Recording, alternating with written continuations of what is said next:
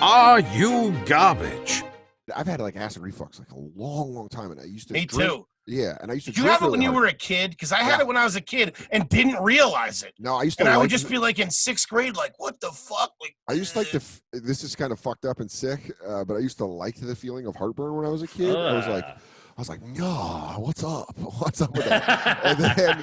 and then as I got older, I started smoking when I was 12, and then I started like heavily smoking when I was 14 or 15, and 16 I was a pack a day until I was 30. And God, what the? It's always, I never understood how kids would be like, yeah, I smoke a pack a day. I'm like, well, what are you smoking at lunch break and then like 15 after you get out of school? Yeah, I'd rip 2 before the bus. Mm-hmm. Bus would pick me up at like 7:15. Dude, morning cigs as a teenager was fucking A-okay, dude. That's fucking A-okay. Dude, bro, I'm talking preteen, not a teenager. I'm talking about me and my boy Byron would sit every morning. He'd come over to my house, and in one hand he'd have a Salem light, and in one hand he'd have a Marlboro light that he ganked from his mom and his stepdad. Yeah. And then he'd come over and he'd go pick a hand, and I'd pick a hand, and then that was your cigarette. And then we would go to the bus stop at 12, 13, and just sit and smoke cigarettes before the bus. I had this thought recently, but like, how did that bus driver not be like, are you just fucking smoking? Dude, the 90s was wide open, dude. You would see a kid smoking, you'd be like, yeah, whatever, man. You used to buy kids cigarettes out front of the store. I swear to God, my fucking thing in 8th grade was on Friday after school. I would ride the bus home with all my shithead friends. Everyone would go drop their backpacks off. I would grab my mongoose, and then I would ride it. Goose kid, not too shabby. By the way, self-paid. Kennedy over here. Holy shit. No, fuck you guys. You guys didn't hustle. I bought that shit myself. I promise you. I had the bike I had before that. Baby. The bike I had before that was an orange mountain bike called Mud and Guts. Remember the Mudslingers? They were bad news. Yeah, it was from Target. My mom bought. They were like toy bikes, not real bikes. It was like a real bike. Yeah, so when I got the Goose, it was my mom was like, "You got to buy that." And Danny Saragusa over here. Dude, yeah. What was the peg situation on the bike? No peg. I couldn't afford pegs. I just had pegs. I just had the Goose, dude. Was it the silver one with the black? Yeah, it was silver. Thing. It was silver with the blue mongoose riding on it. I forget what it was called. They all had names, but that bike was. Man, I fucking even bringing it up right now. I know, that bike. Dude. Having a good bike as a kid was awesome. And I bought it, so it was like. That was my bike. You know what I mean? Like it was like your car, dude. Yeah, if my mom was like, "Fuck you, you're fucking grounded," I'd be like, "You can't take my fucking bike away because I bought that shit." So that's garbage too. Yeah, like a disgruntled employee. Yeah, dude. I'll take my break whenever the fuck I want to, Darren. My mom and I would have fights like that. I mean, I'm the only child of a single mom, so it was like those were our fights every day. But I'm just geeked up talking about smoking cigarettes because I used to take my bike. I used to take the Goose. I'd usually go down to Jason Poyle and Nicky Myers, and we would ride up to Circle Dr. K. Myers now. I think he's got like a business. I think he's like one of those like lawn doctors. You know what I mean? Like a franchise guy? Gotcha. Yeah. I think I gotta look it up. I gotta be a better friend to people. A groundskeeper. He's not a groundskeeper. It's like the step above that. Like they bring specialists in and be like, this is the Kentucky bluegrass. You need this outside the bunker on hole 9. That kind of shit. He's the sod whisperer. So we used to ride up to Circle K, and then we would ride on Hamden. Circle K's trash, yeah. Yeah. Those are trashy, dude. We're not going to have to ask any fucking questions. This guy's telling us everything. Yeah, I'll sing like a canary. Dude, it's like we knocked on his door. He opened up. He's like, what took you so long? And he just like spills his beans about being garbage. But we used to ride up, and this was the 90s. This is what you were saying, how wild the 90s were. Mm-hmm. We used to sit on the side. We were 12. We were 12 and then 13. We'd sit on the side of Circle K, and we'd wait for people to walk in. And then with $3 in our hand, we'd go, "Excuse me, sir, can you buy me a pack of cigarettes?"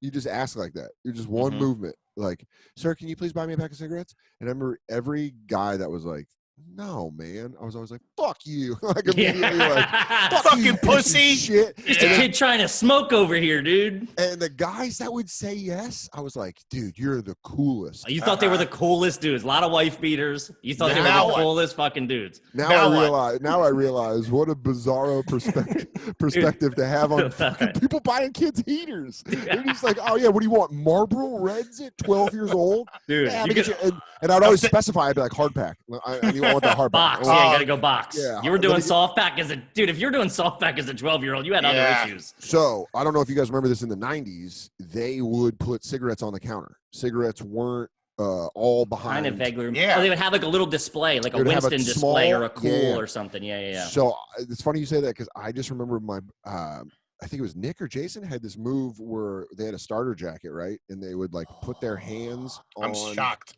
They'd put their hands on the counter and then ask for, like, hey, what's up with that? Can I get some batteries or something? And look, and then they grab a pack off the thing and put it in there, and then just like put it in their pouch or like put it in the thing and be like, oh, never mind. You know what? I'm gonna get out of here.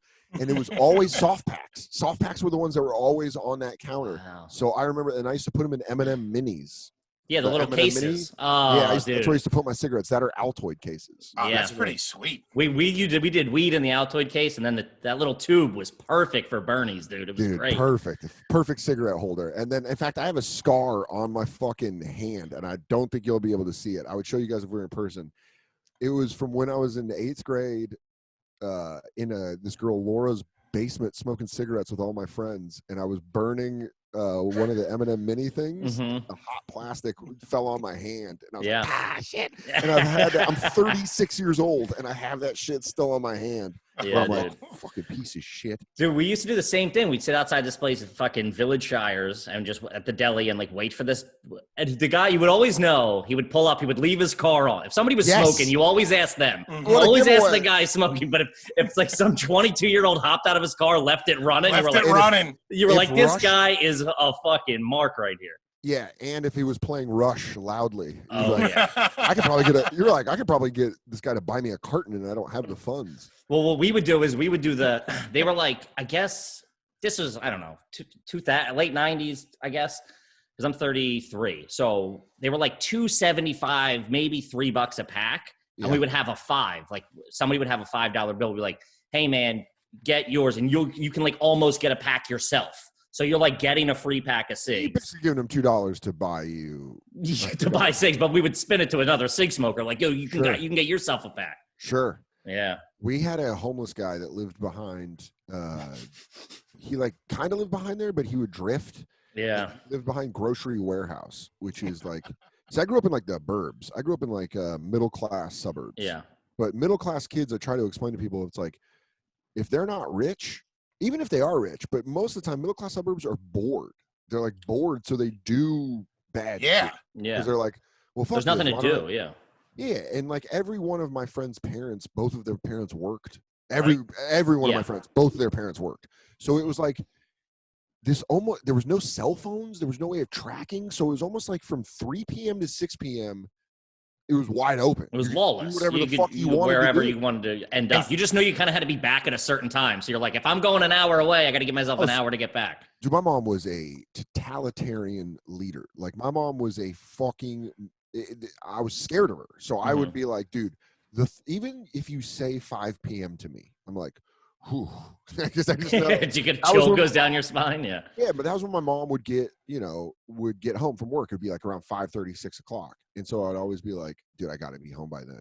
So you'd have the, like the spray the cologne, fucking. Oh, the dryer sheets we found were a good one. Bounce sheets, dude. Bounce sheets. You could keep them in your pocket. They never knew, like you didn't have to. It wasn't over the top either. Put it in a paper towel roll too. You can put it in a paper towel roll and breathe. That was through this, it. yeah. Yeah, that's what you're gonna smoke weed in your room. It was. When I started funny. smoking weed consistently at 15, bounce sheets were like. That was it, dude. Dude, you could walk into school ripped and just have it. And if I dusted with a bounce sheet, I'd be like, ain't no one chilling, dude. Yeah. No one's gonna tell me I just smoked a blunt in my Honda Accord. Mr. Soda smelling good today. Very nice. Good to see you. Dude, the one I got caught with is you could this is late 90s talk, but you could go online and buy a novelty. What this whole podcast is, by the way. Yeah. It just ends up talking about the 80s and 90s. But if you could buy a novelty ID,